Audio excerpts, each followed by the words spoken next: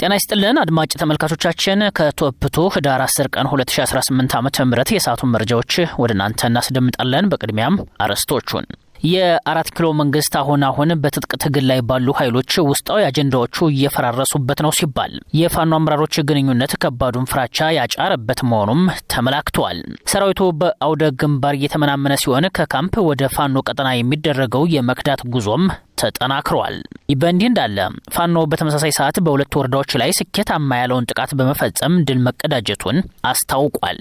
የደጋው መብረቅ ኮር በርካታ ያጋዙ ሰራዊትን በመደምሰስና የከፍተኛ መኮንኖችን ተሽከርካሪ በመማረክ ድል ማድረጉን ይፋ አድርጓል።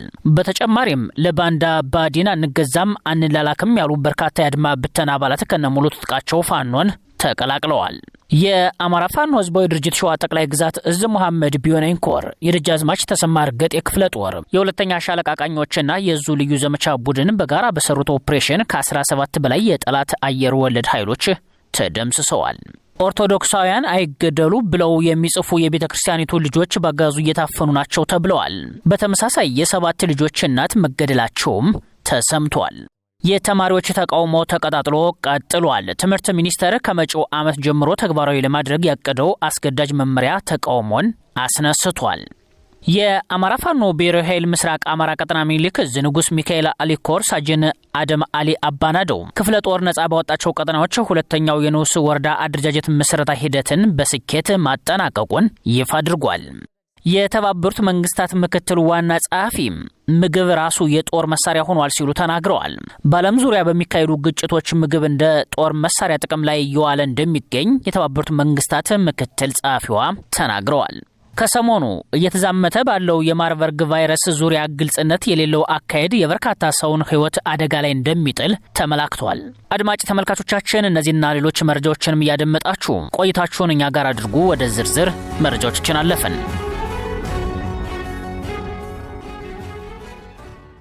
ፋኖ በተመሳሳይ ሰዓት በሁለት ወረዳዎች ላይ ስኬታማ ያለውን ጥቃት በመፈጸም ድል መቀዳጀቱን አስታውቋል። በምስራቅ አማራ ቀጠና ሁለት ወረዳዎች ላይ በተመሳሳይ ሰዓት በተፈጸመ ጥቃት ከ25 በላይ የሚሆኑ የጸረ አማራው ብልጽግና ቡድን ተላላኪ ወታደሮች መገደላቸውን ለማረጋገጥ ተችሏል። ሀገር መምራት ያልቻለው ኦህዴድ መሩ የብልጽግና ቡድን በቻይና በኳታርና በኤምሬት አሰልጥኖ ያስመጣቸው ኮማንዶዎችን ፋኖ በገቡበት እየገባ ሲያሻው በደፈጣ ሲያሻው በጨበጣ ግባተ መሬታቸውን እየፈጸመበት ይገኛልም ነው የተባለው።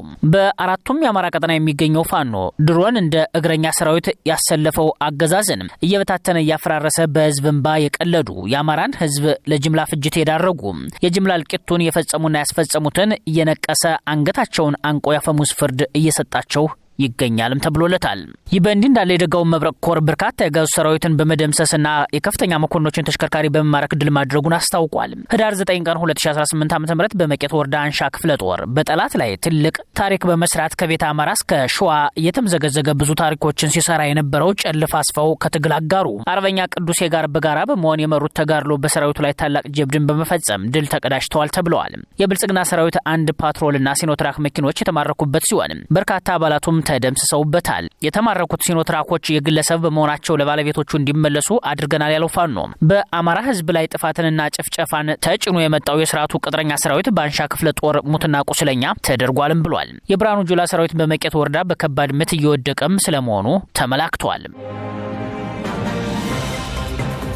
ለባንዳ ባዲን አንገዛም አንላላክም ያሉ በርካታ የአድማ ብተና አባላት ከነሙሉ ትጥቃቸው ፋኖን እየተቀላቀሉ ናቸው። ለኦህዴድ ብልጽግና ተላላኪ በሆነው የባዲን ቡድን በግዳጅ ተመልምለው የገቡ የአድማ ብተና አባላትም ከስምሪት ቀጠናቸው በገፍ እየጠፉ ፋኖን መቀላቀላቸውን ቀጥለዋል። እኛ ትጥቅ ለመቀበል ነው አድማ ብተናን የተቀላቀል ነው ያሉት አባላቱ አሁን ትጥቃችንን አግኝተናል፣ የወገናችንን እንባ ለማበስ ከፋኖ ጋር ተሰልፈናል ሲሉም ተናግረዋል። የአድማ ብተና አባላቱ ተላላኪ አንሆንም በሚል በህዝባቸው ላይ የተደቀነውን የህልውና አደጋ ለመመከት ወንድሞቻቸው ፋኖች ጎን በግልጽ መቆማቸውን እያሳወቁም ናቸው። ባለፉት 2 እና 3 ቀናት ብቻ በምዕራብ አማራ ቀጠና በርካታ ቁጥር ያላቸው የአድማ ብተና አባላት ከነሙሉ ትጥቃቸው አጼ ቴዎድሮስ ዕዝን ሲቀላቀሉ፣ በተመሳሳይ በምስራቅ አማራ ወሎ ቤተ አማራ ቀጠና በያዝነው ሳምንት ብቻ ቁጥራቸው ከ15 በላይ የሚሆኑ የአድማ ብተና አባላት ሙሉ ትጥቃቸውን እንደያዙ ከስምሪት ቀጠናቸው እየጠፉ ፋኖን መቀላቀላቸውን ለማረጋገጥ ተችሏል።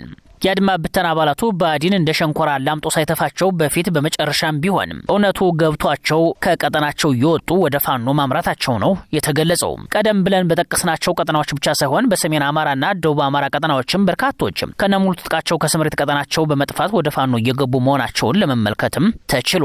ከአድማ ብተና አባላቱ መካከል አንዳንዶች ክላሽ ብቻ ይዘን ፋኖን አንቀላቀልም በሚል ስናይፐር፣ ብሬን እንዲሁም ሌሎች አድማ ብተና ይይዟቸው የነበሩ የጦር መሳሪያዎችን እየያዙ ከፋኖ ወንድሞቻቸው ጎን እየቆሙ ናቸውም ተብለዋል። በዚህ ክፉኛ የተደናገጡት የብአዴን አመራሮች በዚህ አይነት የራሳችን አጃቢዎች ገለውን ሊጠፉ ይችላሉ በሚል ኦህዴድ ብልጽግና አዳዲስ አጃቢዎችን እንዲመድብላቸው መጠየቃቸውም ተሰምቷል። ኦርቶዶክሳውያን አይገደሉ ብለው የሚጽፉ የቤተክርስቲያኒቱ ልጆች ባጋዙ እየታፈኑ ናቸው ተብለዋል። ሰሞኑን በአርሲ ዞን ለምን ኦርቶዶክሳውያን እየተለዩ ይገደላሉ በሚል አዲስ አበባ ያሉና በመላው ኢትዮጵያ የሚኖሩ እንዲሁም በውጭ ሀገር ያሉ ኢትዮጵያውያን ወጣቶች የተለያዩ የማህበራዊ ሚዲያ ያትግደሉን ዘመቻ እያደረጉ እንደነበር አይዘነጋም። ከነዚህ ወጣቶችና ምዕመናን መካከል ትጉህና አንሰላሳይ የሆነው ከዚህ በፊትም ቤተክርስቲያን ልዕልናው አይከበር፣ መንግስት ጣልቃ መግባቱን ያቆም በማለቱ ባጋዙ ለእስር ተዳርጎ የነበረው ዲያቆን ዮሴፍ ፍስሐ ከቀናት በፊት ከአዲስ አበባ ከስራ ቦታው ታፍኖ ተወስዶ መታሰሩና የት እንዳለም ቤተሰቦቹ እንደማያውቁ ነው የተገለጸው። የአንድን ህጋዊ ተቋም ለዛውም ጥንታዊቷን ሀገር መስራችና ጠባቂ የሆነችውን የቅድስት ቤተክርስቲያንን ህልውና የማክበር ግዴታ ያለበት የብልጽግናው መንግስት ስገላችሁ ዝም በሉ በማለት ምዕመናንን እየገደለና እያሰረ ለገዳዮችም ህጋዊ ሽፋን እየሰጠ በሞቱት ላይ ፖለቲካዊ ዘገባና ሪፖርት በብሔራዊ ቴሌቪዥን እያሰራጨም ቀጥሏል። የተማሪዎች ተቃውሞ አሁንም ቀጥሏል። ትምህርት ሚኒስቴር ከመጪው ዓመት ጀምሮ ተግባራዊ ለማድረግ ያቀደው አስገዳጅ መመሪያ ተቃውሞ አስነስቷል። የትምህርት ሚኒስቴር ከመጪው ዓመት ጀምሮ በከፍተኛ ትምህርት ተቋማት ተማሪዎች ላይ ተግባራዊ ለማድረግ ያቀደው አስገዳጅ መመሪያ በተለያዩ ዩኒቨርሲቲዎች ተቃውሞ አስነስቷል። የትምህርት ሚኒስቴር የከፍተኛ ትምህርት ተቋማት ተማሪዎች የሶስተኛ ዓመት ትምህርታቸውን ሲያጠናቅቁ ለአንድ ዓመት የማህበረሰብ አገልግሎት እንዲሰጡ የሚያስገድድ መመሪያ ከመጪው የትምህርት ዘመን ጀምሮ ተግባራዊ ለማድረግ እቅድ እንዳለው አሳውቆም ነበር። መመሪያውን የተቃወሙ የተለያዩ ዩኒቨርሲቲ ተማሪዎች በሀገሪቱ የተለያዩ ትምህርት ተቋማት የተቃውሞ ድምጻቸውን ማሰማት ላይ ናቸው። ተማሪዎቹ ሚኒስቴር መስሪያ ቤቱ ያወጣው አስገዳጅ መመሪያ ያለ መምህርነት ሙያ ስልጠና ተግባራዊ ማድረግ ተገቢ እንዳልሆነም አንስተዋል። የትምህርት ሚኒስቴር በበኩሉ የመጀመሪያ ዲግሪ ያላቸው ተመራቂ ተማሪዎች የአንድ ዓመት የማስተማር ሰነ ዘዴ ኮርስ በመውሰድ ለመምህርነት ብቁ መሆን እንደሚችሉ በቅርቡ አስታውቋል።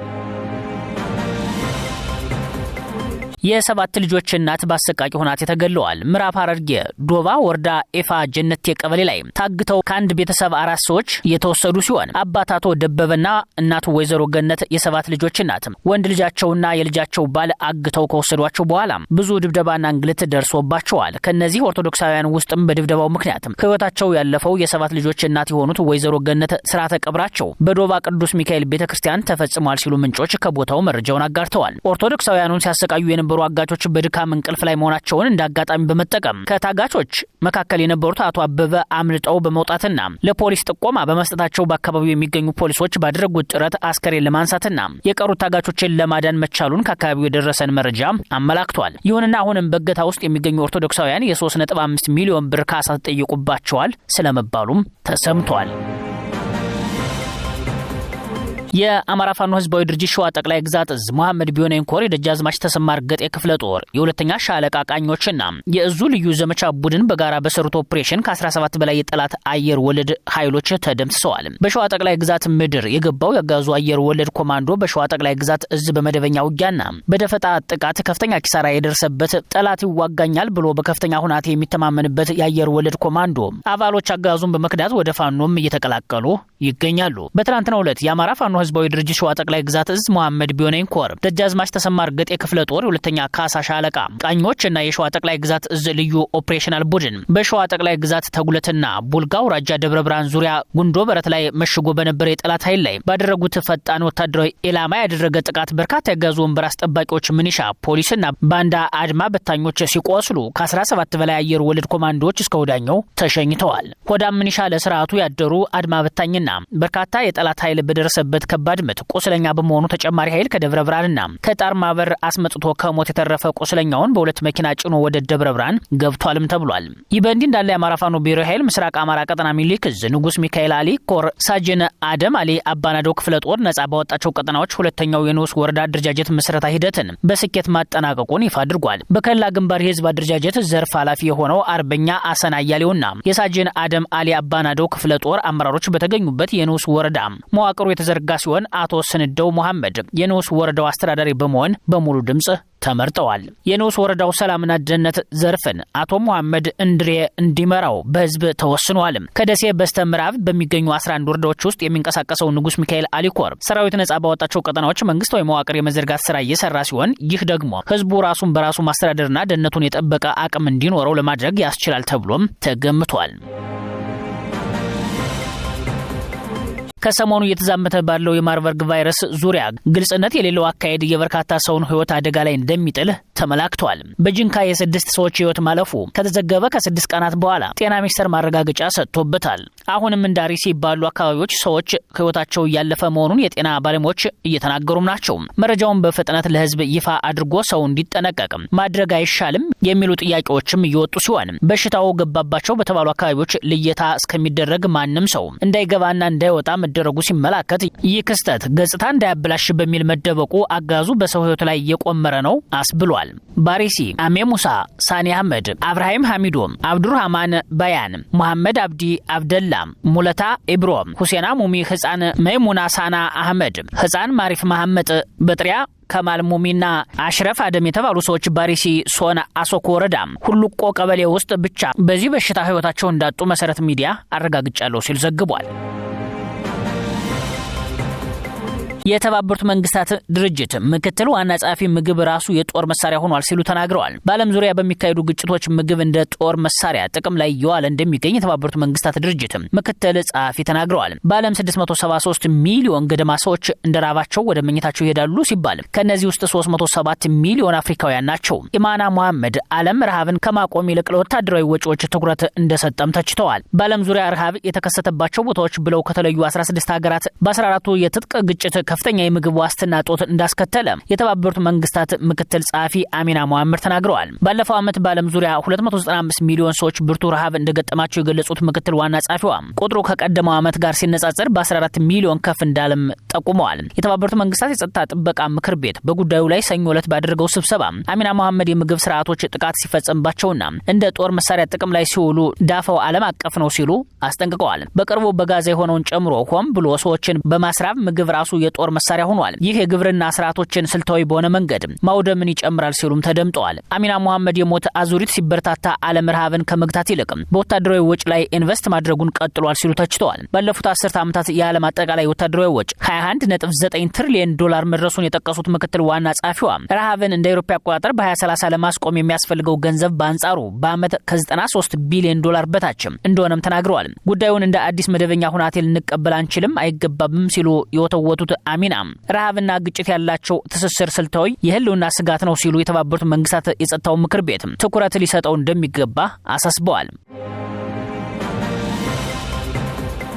የአማራ ፋኖ ብሔራዊ ኃይል ምስራቅ አማራ ቀጠና ሚኒሊክ እዝ የመቄት ወረዳ ጊዜያዊ ህዝብ አስተዳደር ህዝባዊ ውይይት መድረኮችን አጠናክሮ ቀጥሏል። ህዝባችን የአማራ ህዝብ የገጠመውን ሁለንተናዊ የህልውና አደጋ ለመቀልበስ በሚደረገው የፖለቲካ ትግል የህዝቡ ድርሻ ምን መሆን እንዳለበት የአማራ ፋኖ ትግል የደረሰበት ደረጃ በመቄት ወረዳና አካባቢዎች የሚገኙ ኃይሎች ስለጀመሩት የአንድነት ጉዞ እንዲሁም አጠቃላይ የአማራ ፋኖ ብሔራዊ ኃይል ስለደረሰበት ድርጅታዊ እድገት በመድረክ መሪዎች ለህዝቡ የቀረበ ሲሆን ህዝቡም በቀረበው ሀሳብ እጅግ ደስተኛ መሆኑን ገልጾ መሆን ያለባቸውን ምክር አዘል ሀሳቦችን ለመድረክ መሪዎች ሰጥቷልም ተብሏል። በተለይ በወረዳውና አካባቢው ከሚገኙ የፋኖ ኃይሎች ጋር የተጀመረው መልካም የአንድነት ጅማሮች መበረታታትና መጠናከር እንዳለባቸው ህዝቡ አበክሮ የተናገረ ሲሆን የመቄት ወረዳ ጊዜያዊ ህዝብ አስተዳደር ዋና አስተዳዳሪ መምህር በሪውን ደምሌ በበኩሉ አንድነቱን ከባለድርሻ አካላት ጋር እየተወያየንና እየመከርን ወደፊት በድል እንጓዛለን ሲል ገልጿል።